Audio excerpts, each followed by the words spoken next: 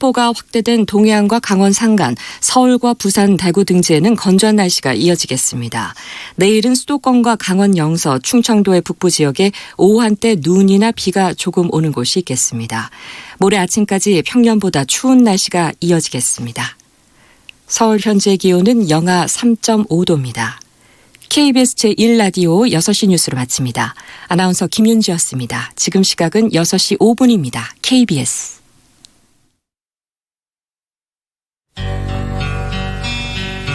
지극 정성을 다하는 국민의 방송 KBS 김용민 라이브.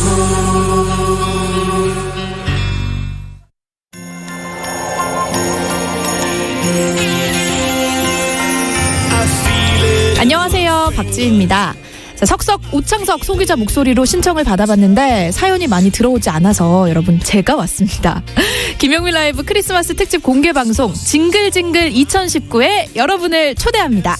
지금 바로 카카오톡 플러스 친구 김용민 라이브 검색한 다음 2019 우리 가족 3대 뉴스 그리고 2019 대한민국 3대 뉴스를 보내주시기 바랍니다. 자, 징글징글 2019 공개방송에 함께할 행운의 주인공 19분은요. 13일 금요일 생방송 중에 발표를 하겠습니다. 자세한 내용은 김용민 라이브 홈페이지 참고해 주시길 바랄게요.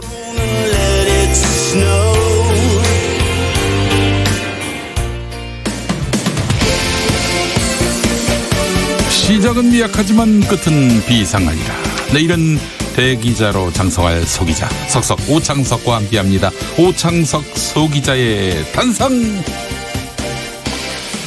그것이 끝이었습니다. 어제 오창석 씨가 녹음한 스팟은 어제로 끝났습니다. 네. 네. 오늘 박지희 씨 목소리로 새로 만들었습니다. 네. 응모가 너무 적어요. 반드시 제가 했을 때 더 많은 응모가 왔길 바랍니다. 그러니까 이제 오늘부터 나가는 스파트 얘는 더 반응이 없길 바랍니다. 단 한 명도 응모하지 않았으면 좋겠다는. 알겠습니다. 그래요. 우리 박지희 씨나 오창석 씨나 유유상종입니다. 유유상종이에요. 자, 오늘 어떤 이야기부터 해볼지 보따리를 풀어주시죠. 네, 자유한국당의 나경원 원내대표가 격동의 1년이었다 이렇게 말을 하면서 마지막 최고회의를 열었습니다. 원내대책회의를 열었는데요. 이날은 나경원 원내대표의 56번째 생일이기도 합니다. 오늘이요? 예. 네, 약 1시간 동안 마지막 이 원내대책회의를 비공개로 진행을 했다고 합니다. 시정일관 밝은 분위기 속에서 격려 그리고 소회를 밝히면서 마무리를 잘 지었다고 합니다. 그리고 나경원 원내대표는 이 자리에서 패스트트랙 또는 이런 진행 상황 등에 대해서 새롭게 선임될 원내대표에게 인수인계를 잘할 수 있도록 최선을 다하겠다라고 이야기를 남겼습니다. 공식 임기 만료일은 10일인데요. 원내대표 경선이 치러지는 9일부터 사실상 원내대표직을 내려놓게 된다고 합니다. 9일이 다음 주 월요일이니까요. 주말 일정이 정당 차원에서 잡히지 않는다면 사실상 오늘 금요일이 마지막입니다. 그런데 말이죠. 지금 국회 상황은 굉장히 엄중합니다. 언제 이게 또 파행이 일어날지도 알 수 없는 상황이고 사실 지금 파행이죠. 파행입니다. 그런데 12월 9일까지 아무 일도 없을 리는 없을 텐데 오늘 당장 또 여야 원내대표 여야 3당 원내대표의 회동에서 뭔가 결론이 나올 줄 알았는데 결국엔 또 이게 파기가 됐고요. 그게 이제 그 기사로는 자유한국당이 필리버스터를 철회하는 조건, 민주당은 공수처 등 패스트트랙을 연기하는 합의를 도출하고 했으나 무산이 됐다고 했고요. 방금 전 속보에 의하면 문희상 국회의장이 9일과 10일 다음 주 월요일과 화요일이죠. 본회의에서 예산안과 예산 부수법안 그리고 민식이법 등의 민생법안을 처리하겠다라고 이야기를 밝혔고 곧이어서 더불어민주당이 그 다음 날이죠. 11일 임시국회 소집 요구서를 방금 전에 제출했습니다. 아, 그래요? 12월 11일에. 그러니까 쟁점 법안은 12월 11일부터 이제 처리해 나가겠다. 임시국회를 열어서. 그러니까 9일과 10일은 사실 쟁점 법안이 아니고 여야를 나눌 수 있는 말 그대로 민생 법안이기 때문에 큰 이견이 없을 것이다라는 생각에서 문희상 국회의장이 본회의를 열겠다는 얘기를 한 것 같습니다. 예산안 같은 경우에는 패스트트랙 아니 필리버스터 대상도 아닐 뿐더러. 네. 근데 사실 지금 여야 간에 예산안 합의가 이루어지지 않은 상황인 걸로 알고 있는데 네. 그렇죠? 네. 그렇게 되면 또 쪽지 예산이 끼어들 여지가 없어지게 되는 것이고, 그러니까 여야가 합의하지 않으면은 기획재정부 안 네. 그걸 갖고 이제 상정하게 돼 있어요. 내년 총선인데 그 나름대로 지역구에서 이 뭔가 내가 이렇게 많은 예산을 따왔다라고 홍보를 해야 될 텐데 여야 사이에 그 주말 사이에 긴밀한 합의가 있지 않겠는가 하는 추정을 해봅니다만은. 국회의장이 이렇게 얘기를 했으면 아마 뭐 당장 파행을 할 것보다는 자신의 지역구에 어떤 예산을 유치할 것인가에 대한 골몰이 생각하는 의원들도 분명히 있을 겁니다. 문희상 의장이 이제 시한을 정해놓고 네. 압박을 하고 있는 거네요. 한마디로 얘기해서. 사실 이건 이제 국민과 직결된 부분이기 때문에 당연히 이렇게 해야 된다고 저는 생각합니다. 알겠습니다. 근데 수요일에 임시국회가 있다는 거 아니에요? 네, 소집 요구서를 이제 제출했기 때문에 오후 2시에 이제 만약에 이 소집 요구서가 받아들여지면 11일부터 임시국회가 시작됩니다. 임시국회 기한이 어느 정도 되는지 그 소식은 아직 들어오지 않은 것 같죠? 네, 그건 아직까지 들어오지 않았습니다. 네, 그래요.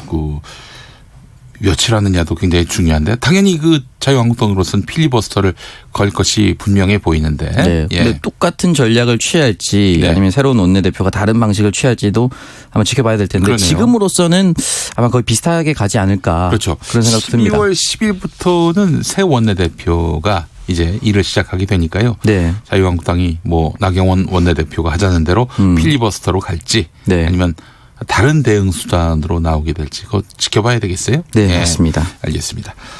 다음 이야기 해볼까요? 네, 어제 추미애 더불어민주당 전 대표를 문재인 대통령이 차기 법무부 장관 내정자로 지명을 했습니다. 네네. 이 당초 이 법무부 장관 내정자와 함께 새로운 총리도 같이 발표할 것이다. 이런 예상이 많았습니다. 그렇습니다. 그런데 딱 원포인트 법무부 장관만 발표를 했는데요. 네네. 사실 그동안 총리 후보로서 김진표 더불어민주당 의원이 가장 유력하게 거론이 됐습니다. 네네. 하지만 여기에 대해서 찬성과 반대 측이 격렬하게 나뉘면서 청와대가 장고에 들어갔다 이런 이야기가 흘러나오고 있습니다. 먼저 제가 찬성과 반대 의견을 몇 가지씩 가져와 봤는데요. 네네네. 찬성 같은 경우는 일단 경제통이다. 대한민국 경제 상황이 어렵기 때문에 경제통인 김진표 의원을 선임해야 된다라고 얘기를 하면서 김진표 의원의 주요 업적 중에 하나가 김영삼 대통령 때 긴급명령으로 통과시킨 금융실명제가 있습니다. 네. 이 당시는 정말 최소한의 인원만 알고 있었는데요. 당시 세제심의관이 김진표 의원입니다. 네. 그래서 이런 것들 그리고 문재인 정부에서 대통령 임직 인수위원회에 해당하는 국정기획자문위원회 위원장이었고 국민의 정부와 참여정부를 거치면서 재정경제부 장관, 교육인적자문부 장관을 하면서 두루 요직을 거쳐서 장관과 이런 행정부에 대한 경험이 많다. 이런 것이 장점이고요. 네. 반대 의견은 참여정부 당시 교육인정부 장관으로서 국립대 등록금을 서서히 사립대 수준으로 올려야 한다. 이 발언을 2005년 5월 27일 네티즌들과의 대화에서 남겼습니다. 네. 그래서 이렇게 해서 여론의 문매를 맞았고 종교인 과세 유예라든지 그리고 2017년 9월 21일 재정임의 문답쇼에 나와서 청년 정치에 대해서 정치를 하고 싶거든 자기 분야에서 업적을 쌓고 성공하고 인정받은 후에 그럴 발판으로 들어와야 한다. 젊은 사람들 정치하지 마라 이런 취지의 발언을 해서 또 여론의 문매를 받게 됐습니다. 이렇게 찬성과 반대 입장이 명확하게 나뉘다 보니까 청와대에서도 쉽게 움직이지 못하는 것으로 추측되고 있습니다. 알겠습니다. 그래요. 다음 이야기 뭘 해볼까요? 네, 박근혜 전 대통령이 78일 만에 병원에서 퇴원하고 다시 서울구치소에 재수감이 됐습니다. 78일 동안 치료받을 만큼 중병이었습니까? 그 병명이 우리가 알려진 그 어깨 쪽이라든지 무릎 관절 쪽 이런 부분이 78일만큼 병원에 있을 정도는 아니다. 라고 하는 것이 많은 의료 전문가들의 이야기였고 의아했어요, 사실은. 네, 그리고 이 정도 기간은 사실상의 형 집행정지다. 대통령에 대한 특혜가 아니냐라는 이런 이야기까지 나왔습니다. 또 입원했던 병원이 굉장히 호화스러운 그런 공간이었다라는 평가도 나오고 있는데 자, 그래요. 박근혜 전 대통령과 관련한 그런 재판은 또 그럼 재개가 되겠네요. 네, 재개가 될 예정인데요. 그래서 이제 파기환송심을 맡을 재판부가 정해졌다고 합니다. 네네. 원래는 형사 13부가 항소심을 맡았는데요. 예. 다시 들어가는 파기환송심은 형사 1부 정준영, 김세종, 송영승 부장판사에게 배당이 됐다고 합니다. 네. 이 정준영 판사 같은 경우는 이재용 재판을 맡은 그 판사입니다. 아, 그렇군요.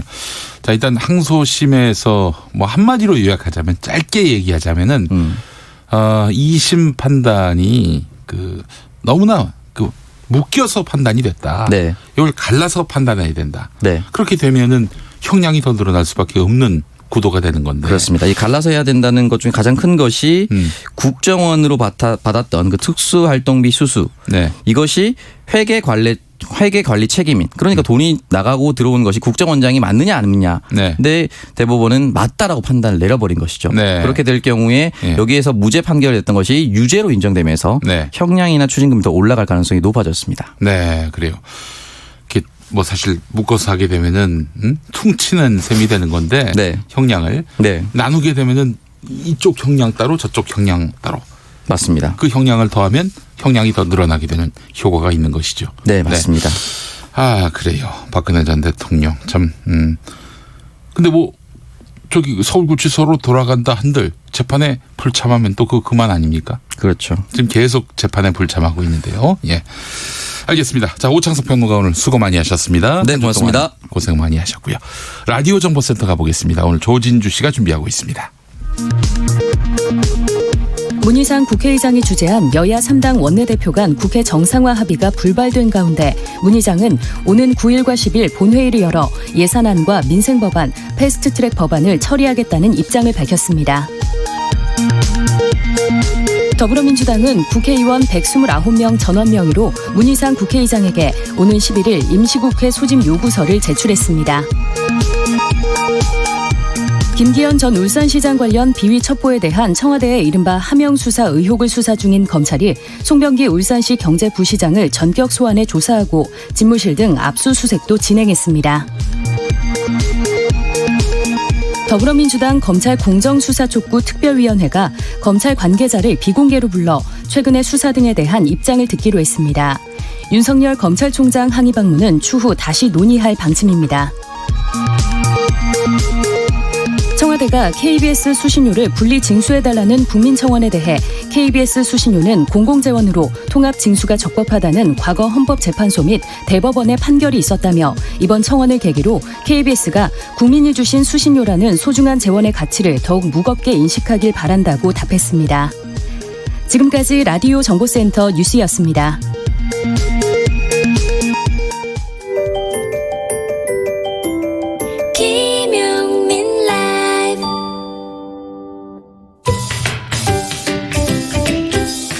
주간 인물평 말하기 전에 생각했나요? 온라인 미디어 직설의 정주식 편집장 어서 오십시오. 안녕하세요. 네, 말하기 전에 생각했나요? 금요일 코너입니다. 네, 첫 번째 주인공 만나볼까요? 단식에서 돌아온 황교안 자유한국당 대표입니다. 그래요. 노동시간을 주 52시간으로 줄이는 것은 과하다. 네. 한국은 좀 더 일해야 하는 나라다라고 서울대학교 경제학부 특강에서 말을 했습니다. 아, 주 52시간 제도는 과도하다. 맞습니다. 이 말이 나왔을 때 그럼 더 줄이자 이런 말인가 보다 해서 봤는데 한국은 좀 더 일해야 된다 이런 얘기였군요. 맞습니다. 네. 이게 또 황 대표는요. 문재인 정부의 소득 주도 성장을 비판하면서 그런 나라는 세계적으로 없다. 네. 연구 결과 밤잠 안 자고 해가면서 만들어간 게 우리 성장 과정의 한 모습이다. 네. 젊은 사람들은 애들 키우고 돈 쓸 때 많으니까 일을 더 해야 되는데 그걸 막아버린 거다. 이렇게 말했습니다. 네, 그래요. 황교안 대표의 발언은 우리의 그 상식 체계에서 좀 그렇죠. 무엇을 뭘까요? 상상하든 예. 그 이상을 보여주시는 분이죠. 상식 체계하고 잘 맞지 않는 경우가 있어요. 예전에 고등학교 동기였던 네. 노회찬 의원. 그 유명한 일화죠. 고 예. 노회찬 의원이 이제 감옥에 있었고 또 황교안 대표가 검사로 있을 때 둘이 뭐 검찰에서 만났나 봐요. 면회를 검찰사에서. 했다고 알고 있어요. 예. 예. 면회를 한 겁니까? 예. 그래요? 예. 돈독한 사이군요.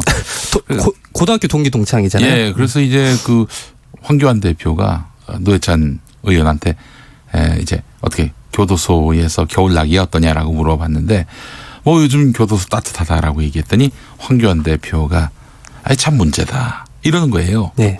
뭔가 봤더니 교도소가 따뜻하면은 그 다시는 교도소 들어올 마음이 없어져야 하는데 그렇죠. 계속 또 교도소에 그 적응하게 된다. 예, 재소자들이 반성을 안 한다. 이게 문제다. 이렇게 화를 내셨다고 하더라고요. 그래서 그때 황당해 하셨다는 노회찬 의원 생전 발언이 또 생각이 났습니다. 맞습니다. 비슷하게 그 공감 능력이 없는 분이다. 이런 걸 좀 그 엿볼 수 있는 장면인 것 같고요. 또 그 반대로 보시는 분도 있어요. 또 애국하는 마음으로 또 나라 경제를 활성화하기 위해서는 근로자들의 그 휴식권도 중요하지만은 또 이제 이 기업인들에게 예. 근로자들을 최대한 가용할 수 있도록 해줘야 된다. 뭐 이런 목소리도 있습니다. 맞습니다. 예. 이거를 만약에 정경련 행사라든지 무슨 예. 자유경제원 행사에 가서 이런 얘기를 했으면 그런 예. 해석이 가능하잖아요. 네네. 근데 이제 막 취업 전선에 뛰어들어야 하는 대학생들 앞에서 이런 얘기를 하셨다는 게 이게 좀 공감 능력을 의심할 수 있는 대목인 것 같고요. 네, 그리고 이분이 그 참 세계에서 이런 나라가 없다 이렇게 예. 말씀하셨는데 예.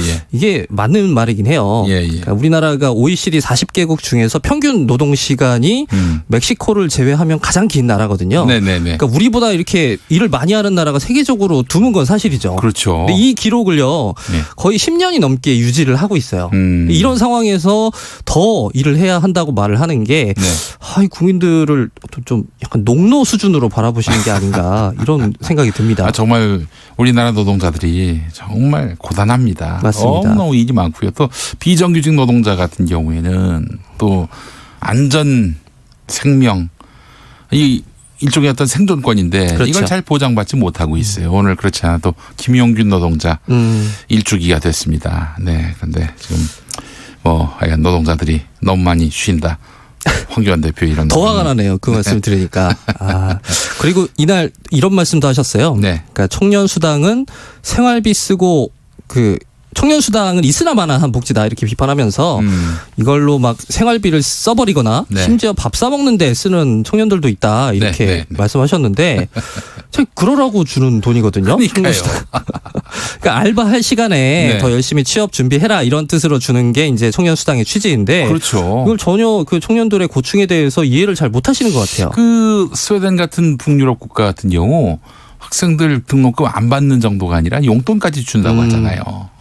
얼마나 고생이 많냐 이러면서 주는 건데 펑펑 갖다 써라. 그만큼의 돈을 주는 것도 아니지만 그렇죠. 이런 청년들에게 국가가 나름의 어떤 그런 지원을 해주는 것이 미래에 대한 투자다. 이렇게 인식하고 있기 때문인 거예요. 예. 그 황교안 대표는요 이날 그 말씀 하시니까 그 단식 투쟁하면서 이렇게 생각을 하셨대요. 네네. 우리 아이들의 미래를 생각했다 단식하면서. 네. 근데 우리 아이들의 미래를 생각하셨다는 분이 그러니까 이게 우리 아이들이 앞으로 이제 자라서 막 일하다가 막 지쳐 쓰러지고 막 일의 노예가 되는 그런 미래를 생각하셨는지. 예. 그런 건 아니겠죠. 설마. 예. 네. 알겠습니다. 말하기 전에 생각했나요? 다음 이야기 만나보겠습니다. 예, 트럼프를 비웃은 정상들 소식입니다. 트럼프를 비웃은 정상들. 예. 어디서 비웃었어요? 런던에서 비웃었어요. 런던에서요. 지난 3일부터요. 런던에서 나토 70주년 정상회담이 열렸는데요. 이게 트럼프 대통령에게는 아주 굴욕적인 행사로 기억이 될 것 같습니다. 이날 그 영국과 캐나다, 프랑스, 네덜란드 정상들이 모여서 네. 이제 좀 대화를 나누는 장면이 찍혔는데 찍힌 장면 한 25초 되는 영상이 캐나다 어떤 방송에 포착이 됐어요. 네네. 내용을 보면 영국 보리스 총리가 마크롱 대통령을 보면서 그게 당신이 늦은 이유냐 이렇게 물어보자 네. 그걸 들은 캐나다 트리도 총리가요.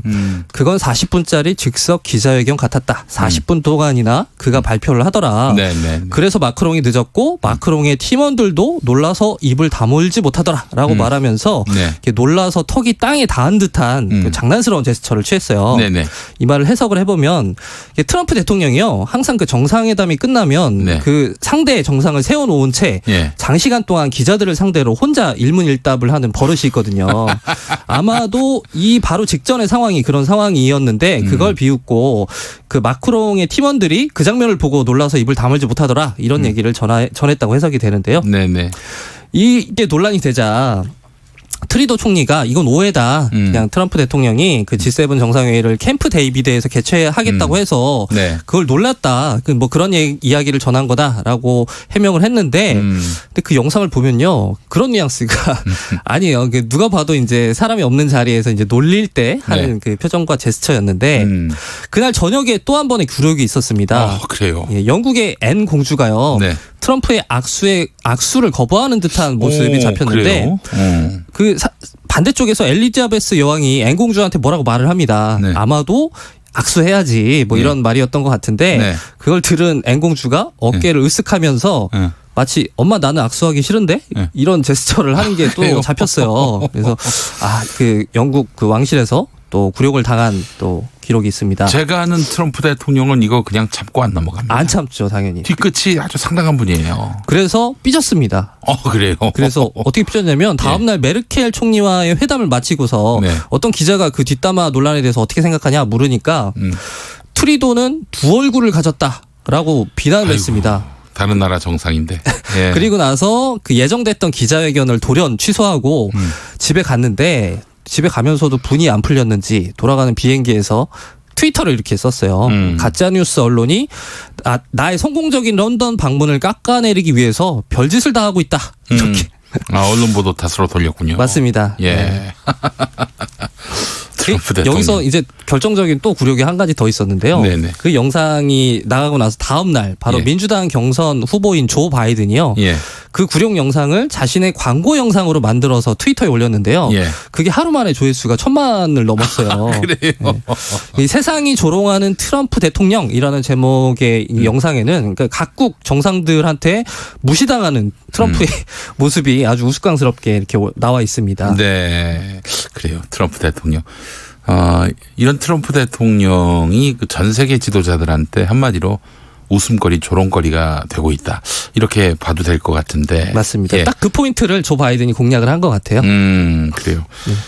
전 세계에서 트럼프 대통령을 그럼에도 불구하고 여전히 정말 황상으로 여기는 천조국 황상으로 여기는 그런 나라가 있다면은 그 나라가 어디죠? 네, 궁금한 그런 모르겠어요. 나라가 있어요? 네, 일본은 확실하죠. 일본은 또 하나 있는 것 같은데. 중국의 팔아야 될 옥수수가 이제 팔지 못하게 되니까 일본 보고 뒷감당하라고 시킨 거 아니에요? 예. 그렇군요. 트럼프가 이렇게 여러 나라에서 한마디로 웃음거리가 되고 있다. 이런 내용의 이야기해 주셨습니다. 자, 다음 만나볼 이야기는 뭡니까? 이번에도 미국인입니다. 그 해리 해리스 그 미국 그 대사인데요. 지난주에 문재인 대통령이 종북 좌파에게 둘러싸여 있다라는 소문이 있던데 사실이냐 이런 네. 질문을 했다는 그 사실이 알려지면서 논란이 됐는데요. 네네. 지난 3일에는 그 민주당의 이석현 의원이 나는 그 기사를 보고 2배로 놀랐다. 왜냐하면 얼마 전에 일본 외교관에게서 똑같은 질문을 받았기 때문이다라고 네네. 페이스북에 쓰셨어요. 네.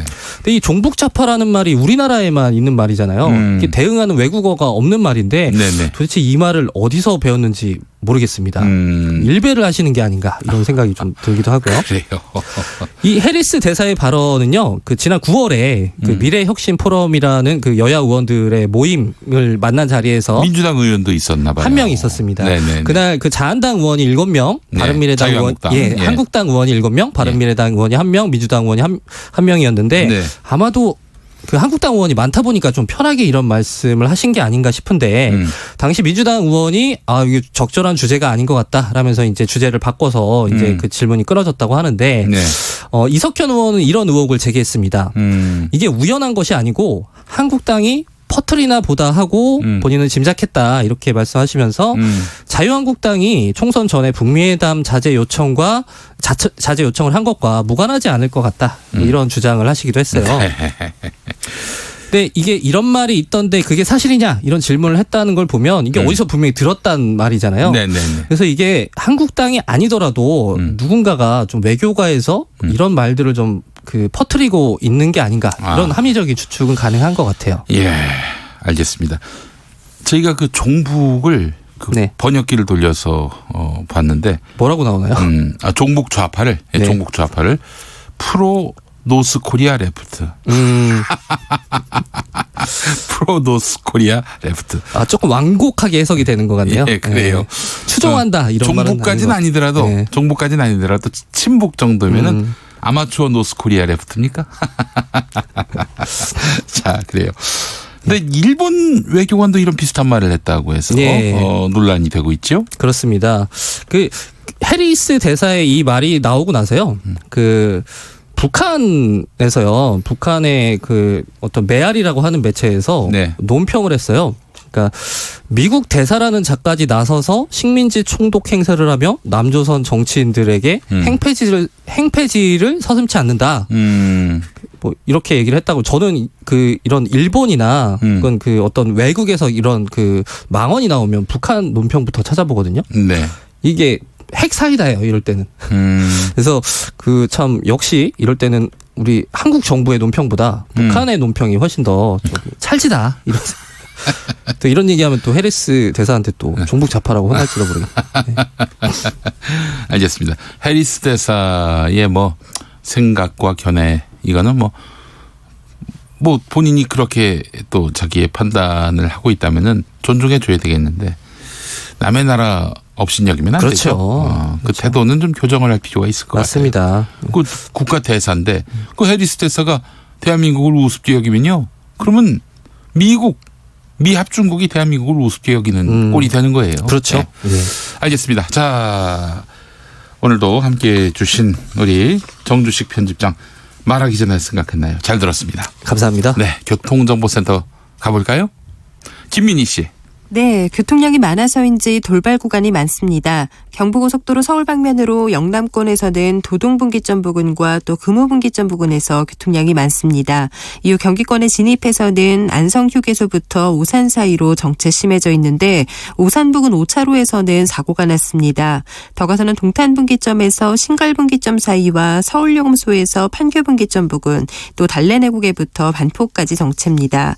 서울 외곽고속도로 일산에서 판교 쪽으로는 자유로에서 송내 사이 정체가 17km까지 길어져 있습니다. 더 가서 안양터널에서는 2차로를 막고 고장난 차를 처리하고 있는데요. 이 안양터널에서 평촌 사이 정체가 더 심해져 있습니다. 서해안고속도로 목포 쪽으로 용담터널 부근 1차로에서도 사고가 났고요. 당진 대전고속도로 대전 쪽으로 유성터널 부근 2차로에서도 사고 처리 작업을 하고 있습니다.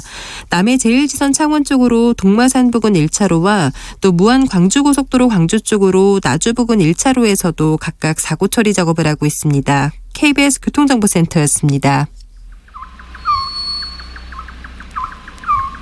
김용민 라이브 오디오 파노라마. 청와대는 표적 수사하면서 왜 패스트트랙 수사는 안 하냐고 했습니다. 나중에 보시면은 저희가 어떻게 처리했는지 어떻게 수사를 했는지 다 이제 뭐 조금 있으면 다 드러날 텐데 조금 기다려 주시죠. 이 말 한 지가 벌써 50일. 벌써 50일이 지났는데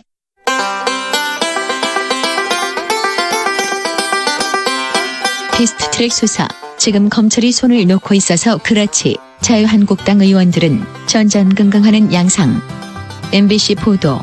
자유한국당 원내대표 출마자들은 앞다퉈 패스트트랙 수사를 해결하겠다고 말했습니다. 의원님들께서 국회 선진화법 위반으로 사법 처리되는 경우는 기필코 막아내겠습니다. 패스트트랙 충돌 수사와 관련된 문제들을 정치적으로 해결하겠습니다. 앞서 한국당 소속 법사위원장은 검찰을 대놓고 압박하기도 했습니다.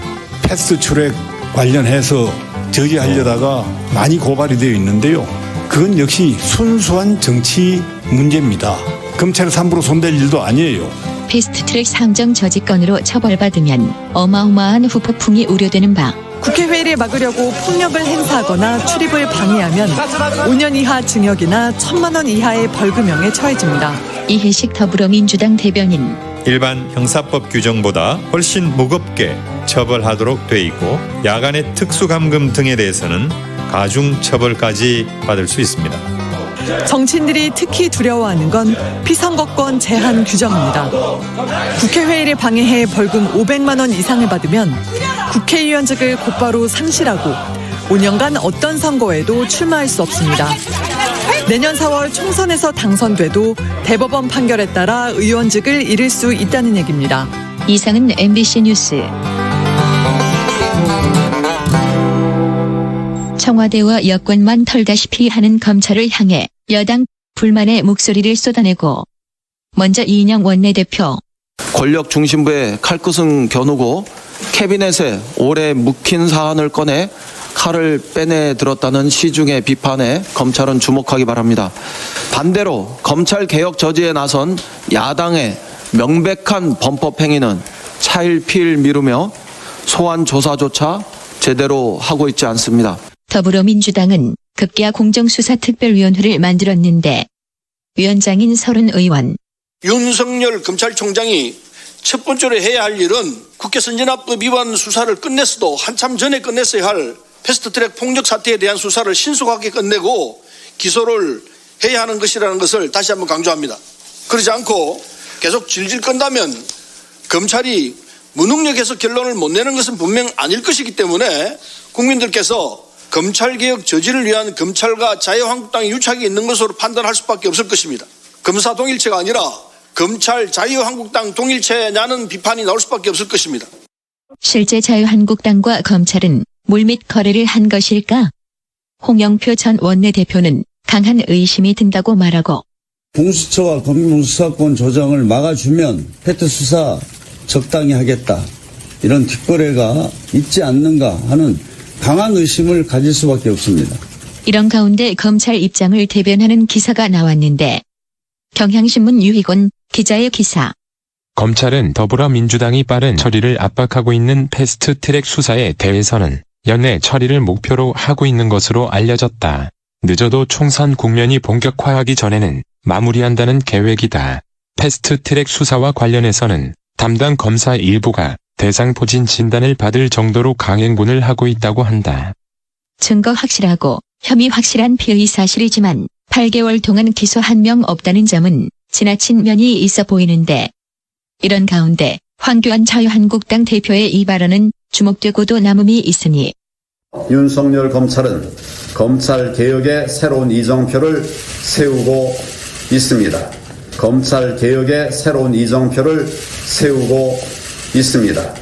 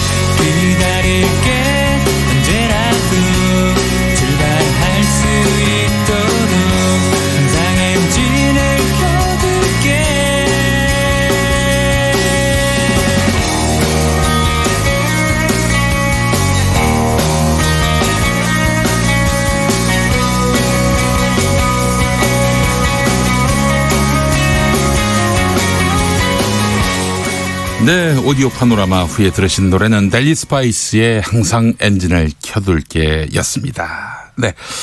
자, 오늘 여러분들 퀴즈 정답 많이 보내주셨는데요. 자, 누가 맞히셨는지 한번 들여다보겠습니다. 오늘 퀴즈 정답은 바로 세탁이었습니다. 세탁소 찝달. 추미애 법무부 장관 후보자지요. 퀴즈 정답 보내주신 분들 중에 한 분께 아침을 바꾸는 활력 코어업에서 건강기능식품 드리고요. 또 추첨을 통해서 모바일 커피 쿠폰 보내드리겠습니다. 선물 받으실 분은 김용민 라이브 홈페이지에 오셔서 확인하시면 되겠습니다. 자, 오늘 퀴즈 정답 많은 분들 보내셨을까요? 8596번 쓰시는 분 정답 목욕탕. 자, 이병훈님 솜틀집. 네. 정숙녀님 빨래방. 아, 이거 빨래방하고 세탁소를 헷갈리실 리 없겠죠. 네. 유주환님 정육점. 자, 그리고 차재문님 검찰이라고 하셨는데 검찰집 딸? 예. 자, 7785번 쓰시는 분. 방송 잘 듣고 있습니다. 용민님. 항상 관광버스 운전 중이어서 참여를 못했는데 오늘 다행히 잠깐 쉬는 중입니다. KBS 건승을 바랍니다. 정답은 세탁소. 맞히셨습니다. 감사합니다. 이렇게 또 운전 중에 정취를 해주셔서. 네. 6576번 쓰시는 분. 김용민 라이브 퀴즈 정답 세탁. 네. 경남 양산에서 76학년 세탁소에서 세탁 힘들어요. 네. 세탁소에서 지금 일하고 계시는 모양이군요. 네. 76학년. 7학년 6반이라고 하는데 동상. 네. 이 프로그램 정말 마음에 쏙 듭니다. 해주셨습니다. 감사합니다. 자, 김기찬님. 지금 한국 정치인들 제발 세탁소 아저씨들 세탁 좀 시켜주세요. 라고 하셨습니다. 2607번 쓰시는 분 세탁소. 검찰도 빨아야 하고 국회도 빨아야 하고 북한도 빨아야 하고 일본도 빨아야 하고 그런 세제가 있을런지라고 하셨고요. 최영우님 정답 컴퓨터 드라이 클리닝. 네, 그래요. 비슷하게 하셨는데. 네. 자, 9098번 쓰시는 분 추미애 법무부 장관 후보자는 한국의 철의 여인이니까 철공소가 정답입니다. 네, 철의 여인. 추미애 후보자는 별로 안 좋아할 것 같은데요. 예, 따뜻함을 추구하시는 분인데. 여하간 그렇습니다. 정답은 세탁소고요. 맞히신 분들 축하드리겠습니다. 김용민 라이브 홈페이지에 오시면은 선물 받으실 분 이름을 올려놓겠습니다. 자, 그러면은 이제 2020 의석전쟁으로 가야 되는 거죠? 네, 최영일 평론가 모시겠습니다.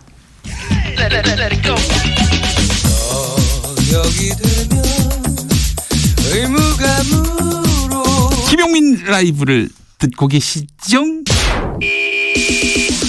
처음에 만난 그 느낌, 그 설레임. 오늘 국회의 모습이 내일 총선의 결과로 나타난다. 만약 내일 21대 국회의원 선거가 치러진다면 그 결과는 몇 대 몇? 21대 총선을 예측해본다. 2020 의석 전쟁. 미래를 보는 총선 예측가 그리고 KBS 1라디오 주말 아침 10시 5분부터 방송하는 뉴스월드 최영일입니다의 진행자 최영일 평론가 어서 오세요. 안녕하세요. 아, 최영일 평론가가 드디어 이제 신선의 경지에 올랐습니다. 아, 그런가요? 예. 지금 책상 위에 아무것도 없습니다. 아, 그렇죠. 원래 없어요. 원고가 전혀 없어요. 네. 이 정도면 거의 신선의 경지에 이르는 것이고. 오늘 요게 마지막 방송이에요. 왜요? 9번째 방송인데. 네. 예, 9개 다 원고는 없었어요. 아. 그리고 생방송이잖아요. 다 뉴스가. 네네네. 생방송 중에 원고를 볼 시간이 어디 있어요. 아, 그렇게 대본 하네요. 플레이는 드라마에서나 하는 것이다. 네. 아, 그래요. 알겠습니다. 아, 이제 잘못 얘기했네요. 네. 작가님들은 계시니까. 그 잡은 중요합니다. 아, 예, 네. 그래요. 자, 우리 최스트라다무스, 네. 최무스님과 함께 하겠습니다. 정말 오늘 마지막 방송 아닌 거죠? 오늘의 마지막 방송. 아, 오늘 마지막 하루 방송. 중에. 아이고, 네네네네. 너무 걱정했습니다. 이 시간, 저는 이 내년 시간을- 총선까지 보장된 그렇죠. 코너잖아요. 네, 그렇죠. 네. 우리 항상 최영일 평론가만한 그런 연사를 저희가 구하기 쉽지 않아요. 감사합니다. 예. 야, 근데 책상에 아무것도 없어요. 사실 메모지 정도 네. 들고 오면은 그때는 이제 우리가 시사평론계의 건달이라고 얘기하는데 네네네. 지금 아무것도 없어요. 물 한 잔도 없어. 메모를 적고 있을 때 속보가 나와요. 네. 우리나라 이 뉴스의 특성이 그렇습니다. 매일 속보가 쏟아지기 때문에 뭘 적고 자시고 할 시간은 없다. 이 정도는 신선이 됐어요. 신선. 네네네. 네. 시사평론계의 신선 우리 네. 최영일 평론가. 뭐든지 다 말씀드리겠습니다. 근데 어떻게 그 우리 최영일 평론가의 그 트레이드 마크는 수염인데 네. 수염을 다 삭발하셨어요. 오늘은 모 종편의 아침에 네네. 세 번째 방송이 모 종편인데 네. 저희 모친이 그 방송만 보세요. 그리고 이 톡이 오세요. 제발 좀 면도 좀 하라. 그래서 오늘 금요일 오전은 효도 방송 때문에 네. 면도를 합니다. 그래요. 네. 뭐 추리닝 입고 방송도 하시더라고요. 그거 네, 운동복 입고. 유튜브인데요. 좀 민망하니까요. 널리 소문을 내고 싶지 않습니다. 그건 제가 아닌 걸로 해주세요. 참 시사평론가가 가발도 씁니다. 요즘에 글쎄요, 뭐 가발도 쓰고 성대모사도 해요. 그래서 이 시사평론가에서 점점 무슨 만담가라고도 하시고, 그렇죠. 네, 그렇습니다. 투마치 토커라고도 하시고. 그 이제 예전처럼 막 어떤 지위에 올라서 지위에 올라가지고 막 뭐 이렇게 하늘의 이야기를 들려주는 게 아니라 땅의 이야기를 들려주는 벗과 같은 존재. 맞습니다. 이 시사평론가가 이제 거의 대중화.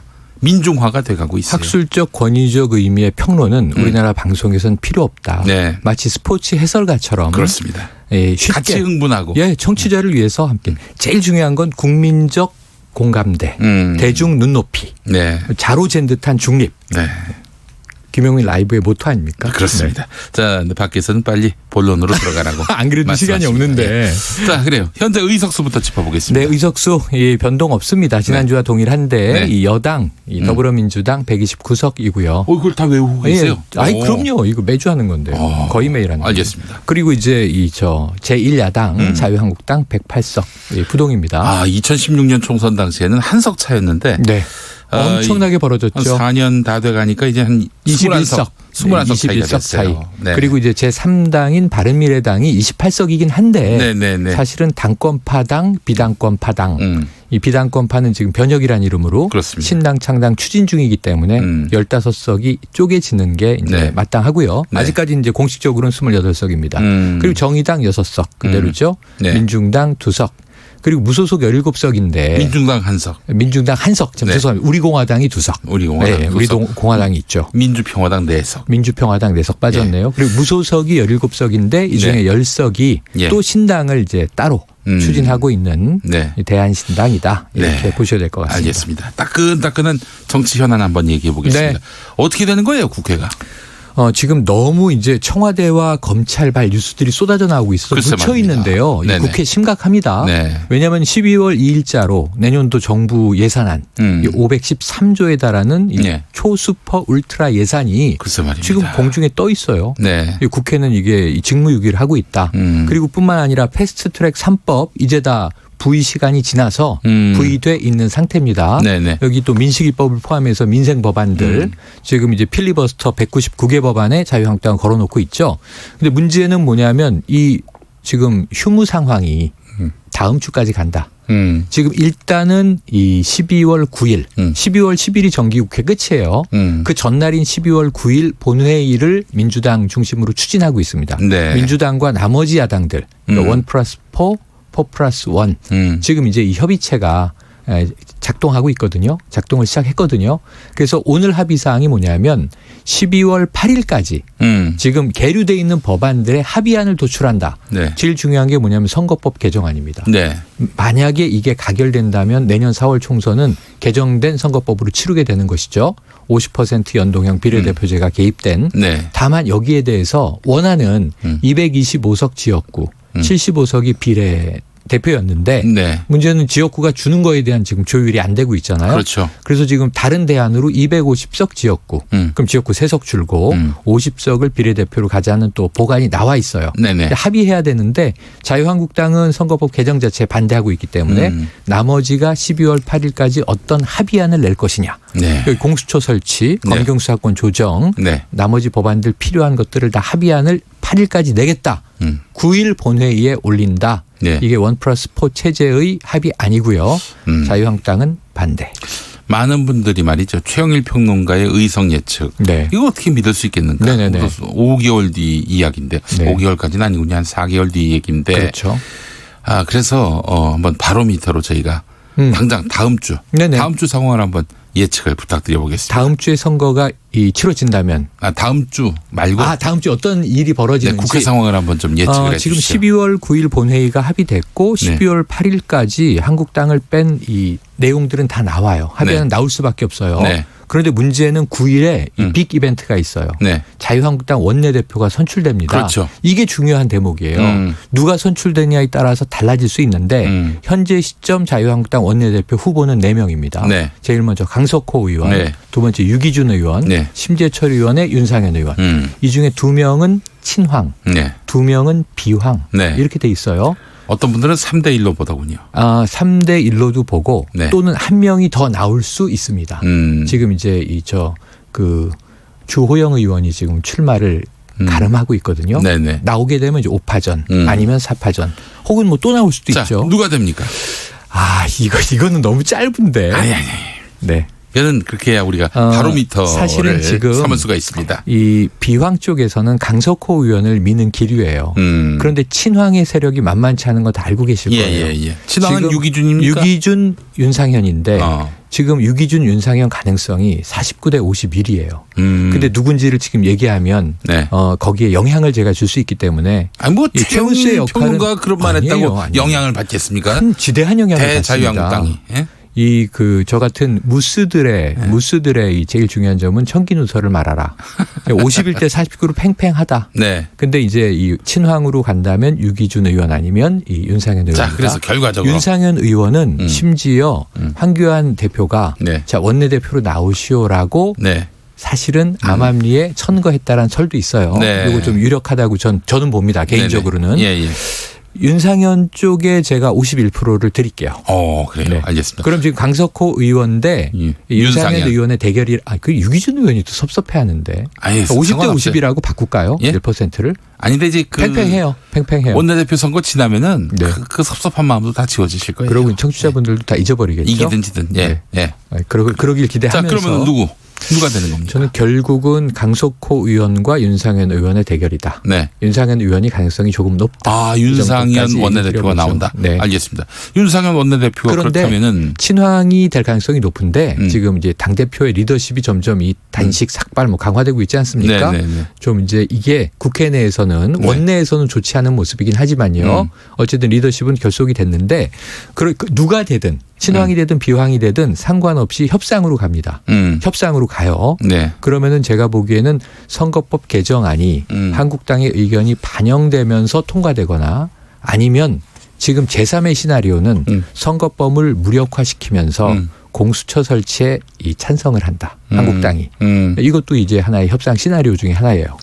그런데 제가 보기에는 나머지 군소 새 여당을 민주당이 버리기는 어렵습니다. 지금 상황에서. 그래서 제가 보기에는 선거법은 어쨌든 통과되고 패스트트랙 법안도 통과가 되고 그럼 내년 총선까지 한국당은 원내대표는 협상을 시도하였으나 또 민주당은 끝까지 합의를 시도하다가 안 되고 결국 한국당을 빼고 나머지 법안 처리가 본회의에서 이루어질 거고요. 임시회에서입니다. 이건 12월 10일 이후 임시회에서 그리고 황교안 대표를 중심으로 자유한국당은 대대적인 장외투쟁에 들어갈 것이다. 이게 제가 바라보는 연말 시나리오입니다. 그래요. 일단은 지금 여야 4당, 5당이죠. 5당의 합의가 이제 나오게 될 것이고 신당 추진체까지 포함해서 5당. 그렇게 해서 이제 본회의에서 그 5당의 뜻에 맞게 의결이 되고 자유한국당은 여기에 반발해서 장외로 나가고 장외 투쟁은 너무 많이 했어요. 저는 개인적으로 이 황교안 대표의 리더십을 위해서 내년 총선에서 그래도 좀 제1야당이 지지율을 끌어모으고 어떻게든 보수 대통합을 향해서 좀 회복돼 가기를 바라는 요즘에 유행하는 말이 있습니다. 충심으로. 이건 저희 충심이에요. 자유한국당을 위한 충심으로 장외투쟁이 바람직하지 않다. 그러니까 뭐냐면 약효가 없는 카드다. 지금 이제 이 모일 세력은 다 모여 있어요.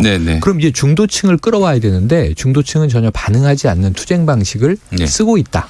그런 면에서는 조금 이 오히려 원내대표가 바뀌는 타이밍에 이런저런 이유로 국면 전환을 하기가 참 좋은 타이밍이거든요. 그리고 원내대표한테 원내 사안들을 좀 일임해서 타협과 협상으로 자유한국당이 돌리면요. 제 생각에 당장 한 4, 5%포인트의 지지율이 올라갈 수 있어요.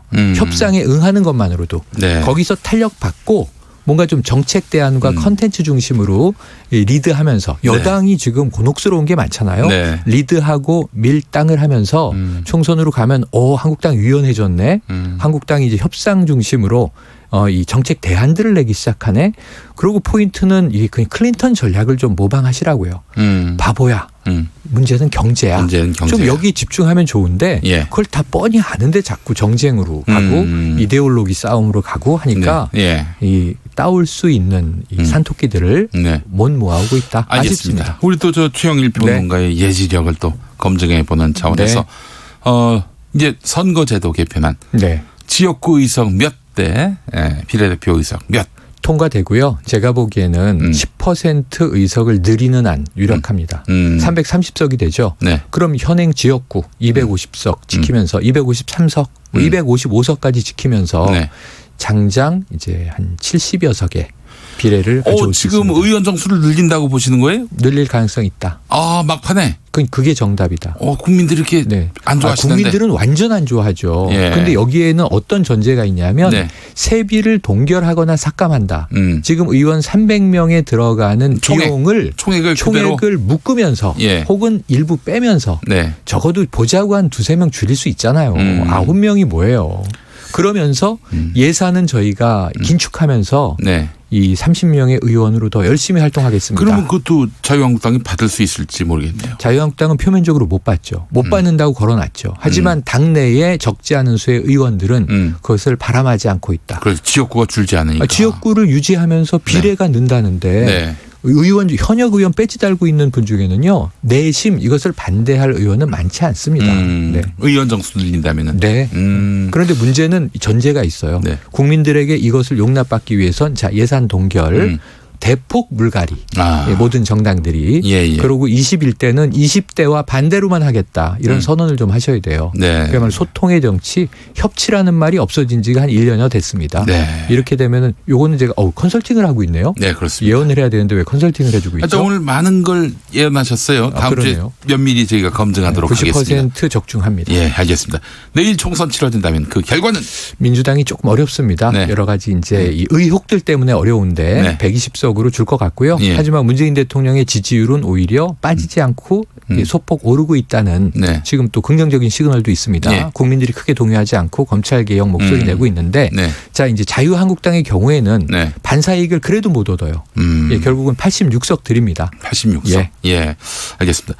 그러면 그 나머지는 얼마가 되느냐? 한 100석 남는데 네. 어떻게 될 것 같으세요? 모릅니다. 그건 몰라요? 네. 왜냐하면 신당이 몇 개가 생길지 제가 모르겠습니다. 그러면 다당 구도로는 가죠. 다당 구도로는 가고 지금 사실은 자유한국당이 네. 보수를 대통합하고 나머지가 좀 교통정리가 잘 되면서 국민들에게는 양강 구도로 21대 총선을 한번 치르는 것도 저는 바람직한데 그렇게 되기에는 이해관계가 너무 복잡해져 있고 네. 던진 말들이 많아서 있는 정당이 지금 쪼개지는 마당인데 네. 어떻게 이게 지금 양강 구도로 통합이 되겠어요? 네. 내년 총선은 할 수 없이 이 국민의당이 지난 2016년에 출현 이래 네. 다당 구도로 치러질 것 같습니다. 네, 최영일 평론가 수고하셨습니다. 고맙습니다. 네, 김용민도 수고했고 내일 다시 올게요. 당신이 대한민국입니다.